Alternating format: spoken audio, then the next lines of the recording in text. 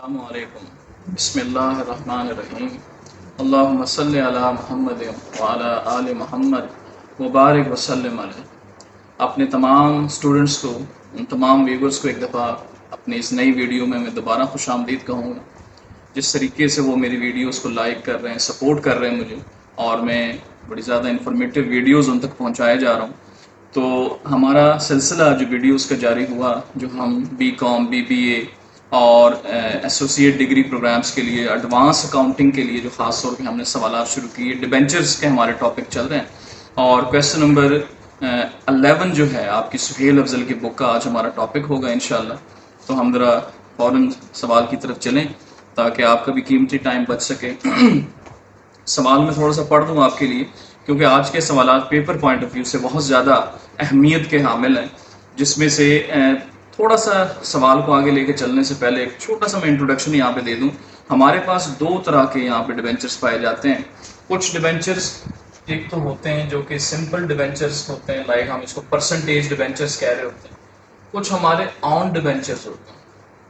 अब इसमें थोड़ा सा नॉमिनल एक फ़र्क है, ताकि ये आप जरा वाजे कर लें कि वो फ़र्क क्या है। क्योंकि ऐसे डिबेंचर जो कि परचेज किए जा रहे हैं कैंसिलेशन के लिए, परचेज फॉर रिडेम्पशन और कैंसिलेशन, ये दो वर्ड आपने बहुत ध्यान से समझने हैं, क्योंकि यहां से आगे सारा सवाल आगे पीछे हो जाता है कि डिबेंचर परचेज फॉर रिडेम्पशन, लफ्ज परचेज के आगे रिडेम्पशन का होना या लफ्ज परचेज के आगे कैंसिलेशन का होना, अगर ये मिल जाएं तो याद रखिएगा, अगर वो सवाल में ये कह भी दे कि ये ऑन डिबेंचर है तो वो ऑन डिबेंचर नहीं होंगे। क्योंकि जो डिबेंचर कैंसिलेशन के लिए खरीदे जाते हैं वो ऑन नहीं होते। बिकॉज ऑन डिबेंचर क्या चीज़ है उसके लिए मैं थोड़ा सा बता दूं। ऐसे डिबेंचर जो कि आप इन्वेस्टमेंट पर्पस के लिए इशू करते हैं वो ऑन हो सकते हैं।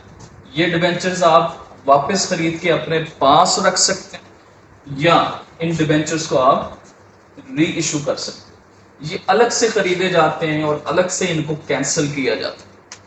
तो ये एक छोटा सा फर्क है जो इन सवाल को करने से पहले मैं ये चाह रहा था कि आपके साथ शेयर किया जाए। तो अब हम सवाल शुरू करते हैं। क्वेश्चन नंबर 11 है, थोड़ा सा मैं पढ़ दूं आपके लिए। क्या company has outstanding 10% debentures 3 lakhs। अब ये जो लफ्ज़ है ना, हैज़ आउटस्टैंडिंग डिबेंचर, इसकी एंट्री कोई नहीं है, बस ये रिप्रेजेंट ये कर रहा है कि ये लोगों को आपने पहले से इशू कहीं किए हुए हैं। 3 लाख रुपए के डिबेंचर्स हैं और 1 जनवरी 2010 the company page interest 30 June and 31 दिसंबर। ये ज़रा काबिल ज़िक्र बात है कि आपने साल में 2 दफ़ा डिबेंचर्स पे इंटरेस्ट पे करना होता है। हमेशा ये फिक्स होता है 30 जून को और 31 दिसंबर हर साल। अब हमारा सवाल यहाँ से शुरू हो रहा है। आप अपनी बुक पे देखिएगा स्टूडेंट्स के इट परचेजेस डिबेंचर, जो मैं यहाँ पे आपको पहले ही गाइड कर चुका हूँ कि लफ्ज परचेजेस आ गया। यहाँ से आपने देखना है कि परचेजेस डिबेंचर 40,000 फॉर रिडेम्पशन। तो ये पहला वर्ड हमें मिल गया कि परचेज हो रहा है रिडेम्पशन के लिए। अगर ये यहाँ पे लिख भी दे कि ये ऑन डिबेंचर है, इससे मिलता जुलता जो सवाल है वो आपकी एग्जाम्पल नंबर 15 है आप ही की बुक की सुहेल अफजल की। उसमें आप जरा जब पढ़ेंगे तो आपको वाज़ह मिलेगा कि कंपनी परचेज कर रही है ऑन डिबेंचर, लेकिन आगे लिखा हुआ है फॉर रिडेम्पशन।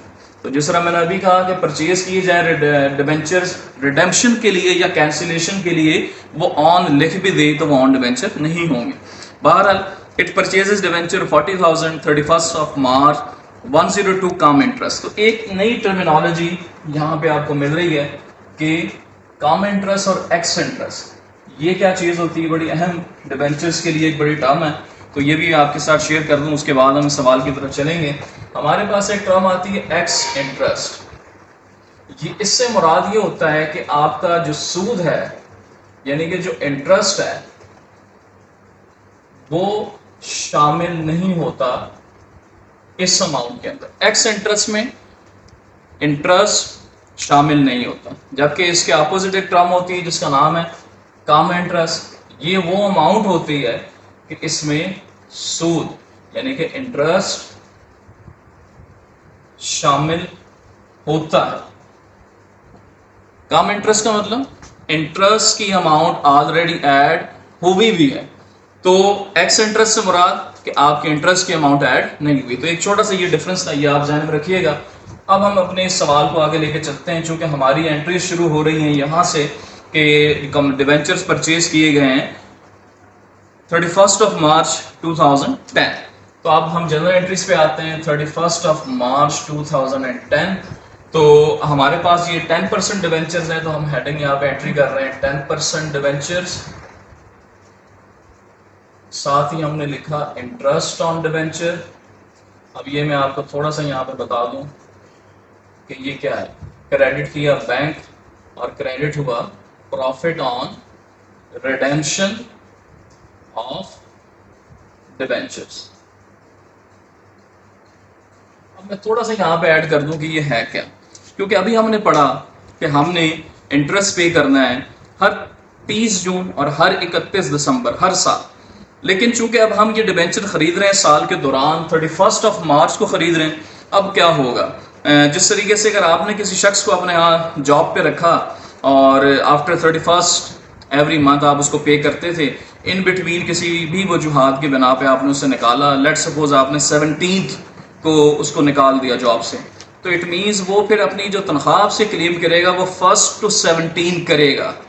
इसका मतलब ये हुआ कि जब आपने 30 जून को इंटरेस्ट पे करना था, लेकिन चूंकि हम दरमियान में वक्त से पहले उनसे खरीद चुके हैं, तो इट मीन्स वक्त से पहले जो हमने इंटरेस्ट जो उसका बनता है 3 मंथ्स का, वो हम पे करेंगे। एक छोटा सा एंड मैं यहाँ पे आपके साथ शेयर कर दूं कि अगर हम फर्स्ट क्वार्टर में हैं, फर्स्ट क्वार्टर से मुराद जनवरी से लेके जून और सेकंड क्वार्टर से मुराद जुलाई से लेके दिसंबर, तो फर्स्ट क्वार्टर में जब आप हैं तो आप इंटरेस्ट पे करेंगे जनवरी से। याद रखिएगा, हमेशा आपने जो मंथ कैलकुलेट करने हैं वो जनवरी से करना है। चाहे आप अप्रैल में खरीदें, आप जनवरी से अप्रैल का पहली एंट्री में सूद देंगे।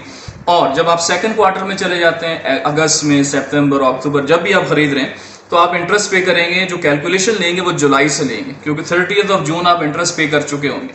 तो अब इस सवाल में अब इसकी मैं वर्किंग आपको समझा दूं, क्योंकि इंटरेस्ट हम इसलिए डेबिट कर रहे हैं क्योंकि हमने 31 मार्च को ये डिबेंचर वापस लिए, तो इनका जितना इंटरेस्ट बनता है ऑन द डेट ये अदा कर दें, क्योंकि आपके लिए एक्सपेंस होगा।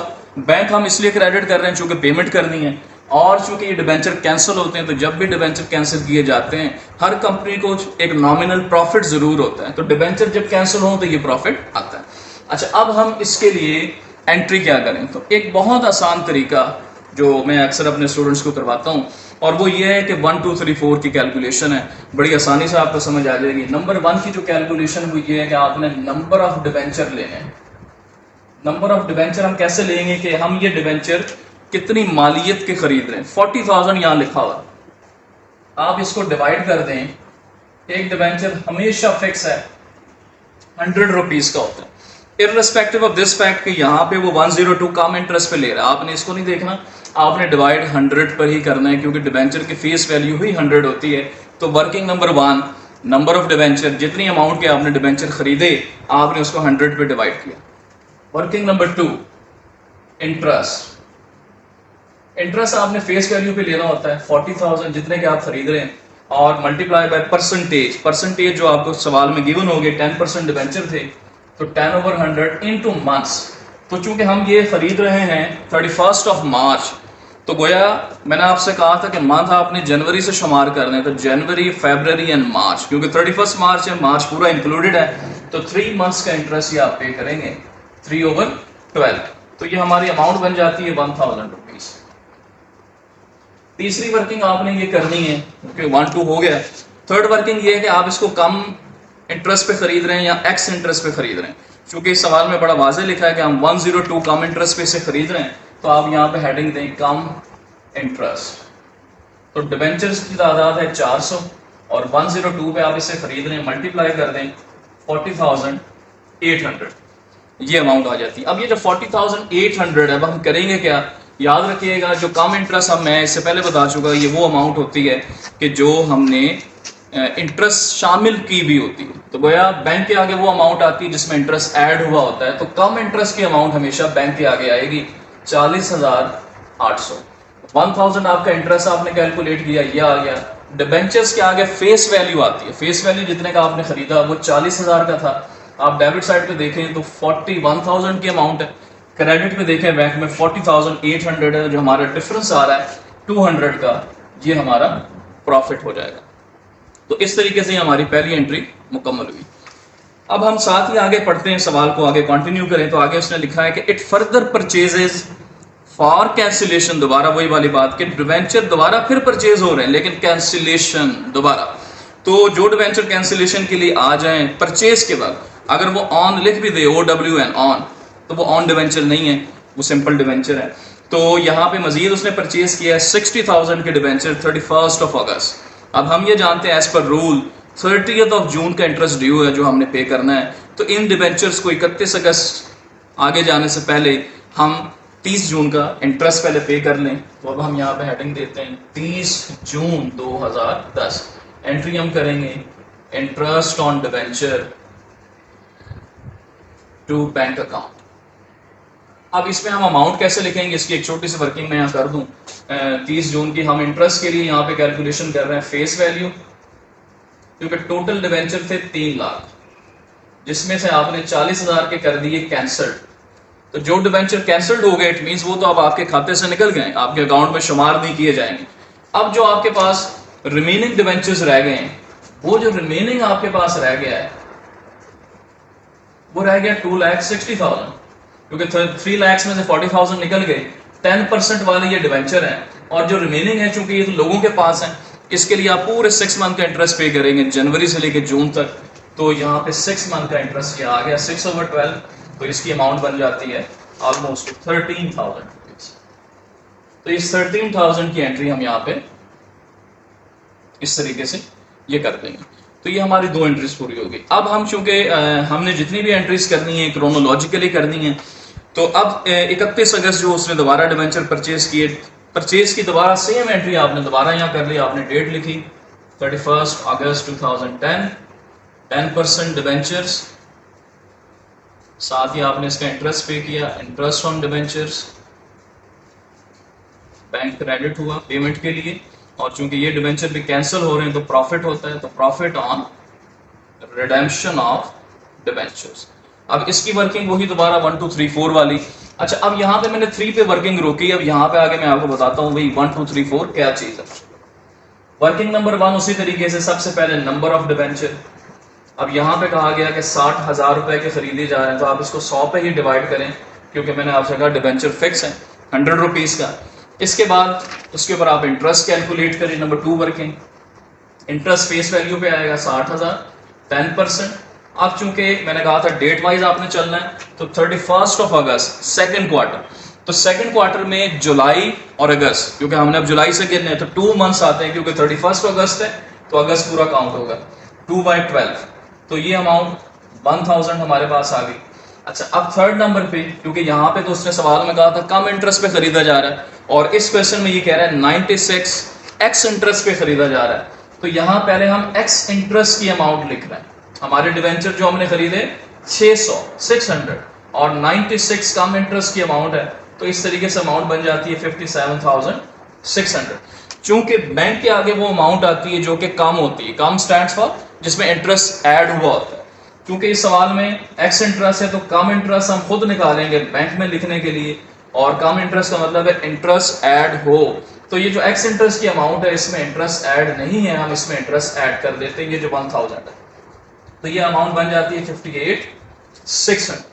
तो इस तरीके से ये अमाउंट हम यहाँ फिक्स करते हैं बैंक के आगे 58,600, 1000 आपका इंटरेस्ट, डिबेंचर्स के आगे फेस वैल्यू 60,000, डेबिट साइड पे देखें 61,000 है, क्रेडिट पे 58,600 है। आप इसका डिफरेंस ले लें 2400, आपका जो डिफरेंस है वो बतौर प्रॉफिट जो है वो शो हो जाएगा। अच्छा, अब आगे मजीद इसने कहा कि आपने एंट्रीज पास करनी है, तो एज पर रूल आप जानते हैं कि आपने इंटरेस्ट उस पर पे करने हैं। तो 30 जून का इंटरेस्ट हम पे कर चुके हैं, 31 दिसंबर का इंटरेस्ट जो है वो हमें पे करना है। या आपने डेट वाइज लाजमी चलना है, क्योंकि डेट वाइज होगा तो ये काम ठीक होना है।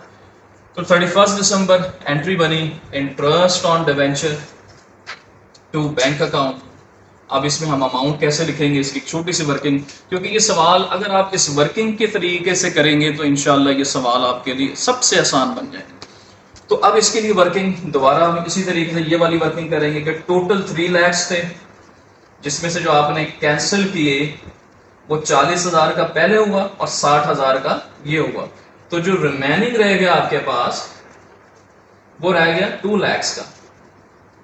10% और आप जानते हैं कि रिमेनिंग पे तो पूरे 6 माह का ही सूद होता है, उसकी वजह कि ये लोगों के पास होते हैं, हमने लिए नहीं होते, तो ये 10,000 का इंटरेस्ट डिक्लेयर हो गया। तो आप यहाँ पे 10,000 की अमाउंट से ये एंट्री जो रिमेनिंग लोगों के पास है वो कर सकते हैं। अच्छा बच्चों, यहाँ पे आके स्टूडेंट्स जो हमारा ये क्वेश्चन है एंट्रीज के पॉइंट ऑफ व्यू से पूरा हो गया।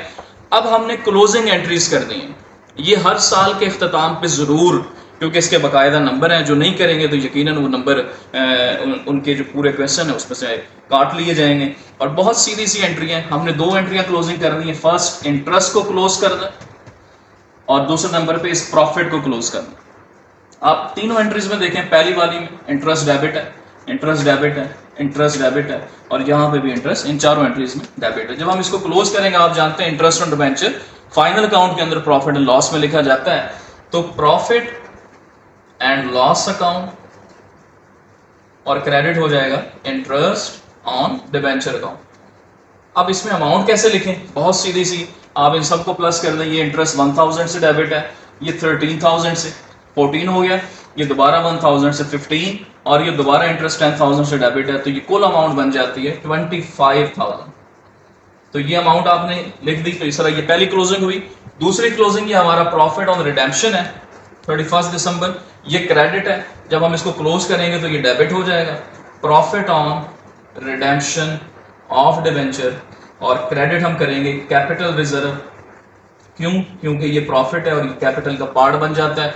इस एंट्री में सिर्फ ये 200 है और दोबारा प्रॉफिट दोबारा ये 2400 से क्रेडिट है, तो दोनों को प्लस कर दें, 2600 से ये एंट्री हमारी मुकम्मल हुई। तो बच्चों, उम्मीद करता हूँ सवाल मैंने बहुत कोशिश की है कि इंतहाई आसान से अंदाज में एक बहुत ही ग्रास रूट लेवल पे जाके मैं समझाऊं स्टूडेंट्स को।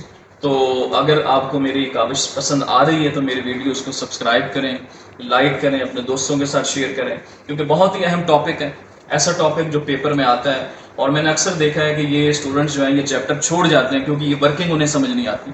तो जिस अंदाज से वर्किंग मैंने आपके सामने की है, अगर आप इसी अंदाज से इस वर्किंग को करें तो मैं बड़ी उम्मीद रखता हूँ कि सबसे आसान तरीन आपको यही चैप्टर लगेगा। और आप इन एंट्रीज को खुद भी करें, अपने दोस्तों को भी कराएं, और आपको फिर अपने दोस्तों को, फ्रेंड्स को ये एंट्रीज कराने में बड़ी आसानी रहेगी जब आप इस वर्किंग के जरिए से इस सवाल को समझें और करें। तो अगली वीडियोस तक के लिए, जो कि ज़्यादा इंफॉर्मेटिव होने वाली है क्योंकि आगे जाके ऑन डिबेंचर्स के हम सवाल को डिस्कस करेंगे, तब तक के लिए अल्लाह हाफिज़।